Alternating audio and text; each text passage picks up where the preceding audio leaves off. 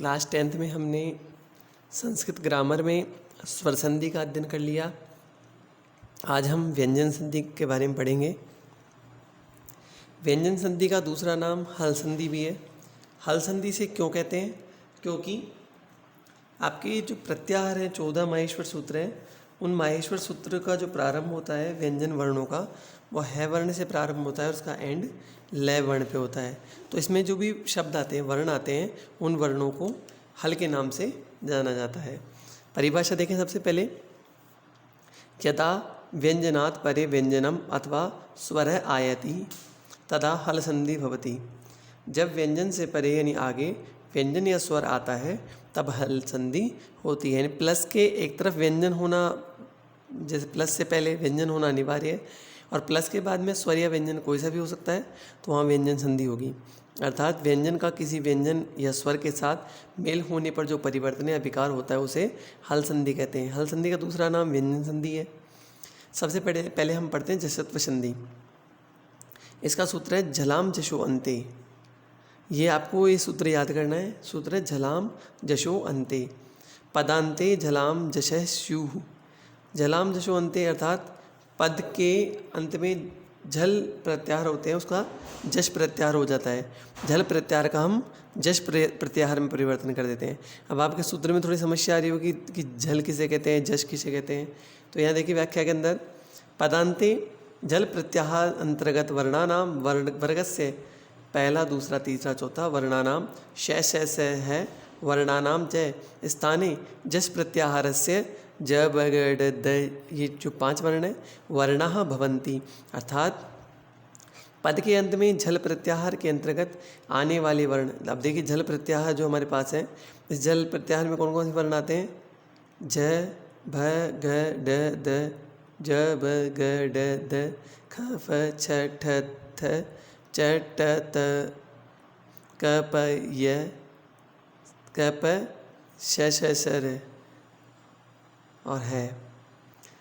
इसमें क प य नहीं आएगा, इसमें क प फिर श और है। इसके स्थान पर जो वर्ण आते हैं, इनके स्थान पर ये 5 वर्ण हो जाते हैं। ज ब ग ड द वर्ण हो जाते हैं। अब आपके पास में ये समस्या हो गई, भाई इतने वर्ण कहाँ से आ गए, कैसे इसको हल करें? तो उसके बारे में यह समझाया जा रहा है। संधि के 2 भेद हैं, 2 भाग हैं, प्रथम भाग और द्वितीय भाग। प्रथम भाग पद के अंत में होने वाली जसत्व संधि और द्वितीय भाग के मध्य में होने वाली जसत्व संधि होती है। यानी पद के जो अंत में होगी वो जसत्व संधि होगी और दूसरे भाग में पद के बीच में होगी। अब हम प्रथम भाग के बारे में पढ़ते हैं। आपको ये देखना है जो आपके पास ये वर्ण है, ये वर्ण कौन कौन से हैं, किस प्रकार से इनमें परिवर्तन होगा। तो हमने यहाँ पहले पढ़ा था सूत्र के अंदर, वर्ग के अंदर 1 2 3 4 ये चारों वर्ण और श है, ये अगर वर्ण आ जाते हैं 5वें वर्ण को छोड़ने के बाद में और अंतस्थ को छोड़ने के बाद में जो वर्ण हमारे पास बचते हैं उनके स्थान पर, जैसे एक आ गया, एक का मतलब हो गया वर्ग का एक, वर्ग का 1 2 3 4, जैसे क वर्ग है तो क ख ग और घ, इस प्रकार हो गया। वैसे ही च वर्ग का च छ ज झ, इसी प्रकार ट वर्ग का ट ठ। तो इस आपके पास में 4 वर्ण आएंगे, तो 4 वर्ण त वर्ग का प वर्ग का आपको इस प्रकार से देखना है कि कौन कौन से वर्ण हमारे पास में आते हैं। और श है, ये 4 वर्ण अपने पास हैं, तो इनको मिला के इनके स्थान पर परिवर्तन करते हैं। जब वर्ग का तीसरा वर्ण, जैसे आपके पास में क वर्ग है तो क वर्ग के अगर वर्ण आते हैं आपके पास में, क आ गया, ख आ गया, ग आ गया या घ आ गया, तो इनके स्थान पर हम कौन सा कर देते हैं? वर्ग का तीसरा वर्ण। अब प्रथम भाग हम देखते हैं। जब पद यानी सुबंत या तिगंत, ये प्रत्यय होते हैं सुबंत या तिगंत। सुबंत होते हैं जो शब्दों के साथ में लगते हैं, शब्द रूप बनते हैं प्रथमा विभक्ति से सप्तमी विभक्ति तक। और तिगंत प्रत्यय होते हैं जो धातु में लगते हैं लकारों के अंदर। अर्थात शब्द रूप और धातु रूप युक्त शब्द के अंत में होने वाले किसी भी वर्ग के प्रथम वर्ण, ये जैसे क च ट त प में से किसी भी वर्ग के ठीक बाद कोई घोष वर्ण अर्थात ग ज ण न म य र ल व और है को छोड़कर, इनको छोड़ के है को छोड़कर कोई भी व्यंजन या अथवा स्वर वर्ण आता है तो पूर्वोक्त प्रथम वर्ण क च ट त और प अपने ही वर्ग के तीसरे वर्ण, जैसे क के स्थान पर ग, च के स्थान पर ज, टे के स्थान पर ड, तय के स्थान पर द और पै के स्थान पर बै में बदल जाता है। जैसे वाक प्लस ईश है। अब देखिए कै वर्ग कै है आपके पास में, कै वर्ग का प्रथम वर्ण है और यहाँ पर ये स्वर है, तो आपके पास में कै किस में चले जाएगा, तीसरे वर्ण में चले जाएगा। तो कै की जगह क्या हो जाएगा गय, और ई की बड़ी मात्रा है तो वागीशय शब्द बन गया हमारे पास में। जैसे जगत शब्द है तो तय थ द, इसमें तीसरा हो जाएगा द, इसमें ट है तो ड डमरू का हो जाएगा, इसमें गय हो जाएगा, इसमें जय हो जाएगी च छ जय, यहाँ पै है तो पै फै बै, इसका बै हो जाएगा। इस प्रकार से आपको देखना है यहाँ पर तीसरा वर्ण हो जाता है। अन्य उदाहरण भी इसका दे रखा है, जैसे तय यहाँ पर द दे रखा है तो तय थ द, तो इसका तीसरा हो जाएगा। ऐसे आपके पास में ट वर्ग है तो ट अगर आपके पास में आ गया तो यहाँ पर क्या होगा, ट का किस में परिवर्तन करेंगे हम, तीसरे वर्ण में, तो ट ठ ड।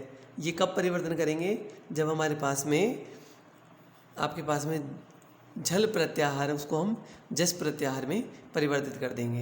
यानी प्रथम वर्ण को, ये जो प्लस से पहले जो वर्ण आते हैं ये हमारे पास में वर्ग का पहला, दूसरा, तीसरा, चौथा या श है में से कोई सा हो तो उसमें से हम परिवर्तित करके उस वर्ग का ही तीसरा वर्ण हम कर देते हैं।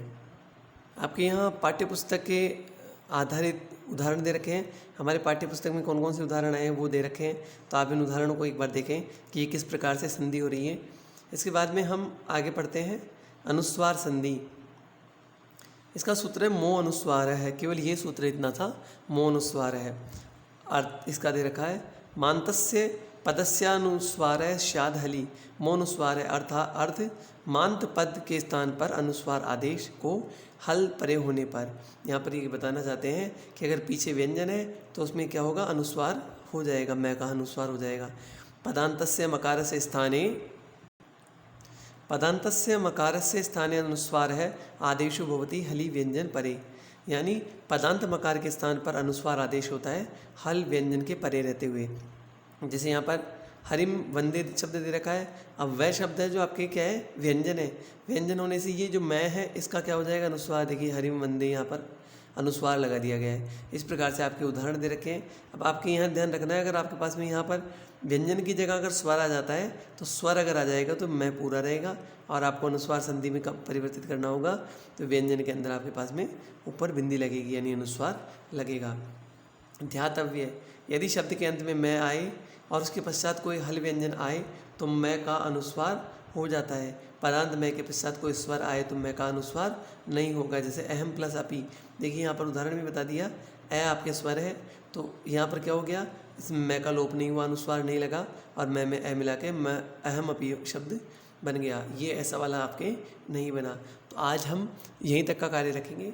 नेक्स्ट परस्वर्ण संधि और आपके जो इसको कंप्लीट करने के बाद में आपकी हल संधि कंप्लीट हो जाएगी। तो आज का कार्य हम यहीं तक रखेंगे। नेक्स्ट जो आपका पार्ट है वो हम नेक्स्ट वीडियो में दिन करेंगे। इसको आप जो उदाहरण है उनको आप पढ़ें, समझें कि किस प्रकार कौन सी संधि किस प्रकार से संपन्न हो रही है। तो इन उदाहरणों के माध्यम से आप इस संधि को हल करने का प्रयास करें।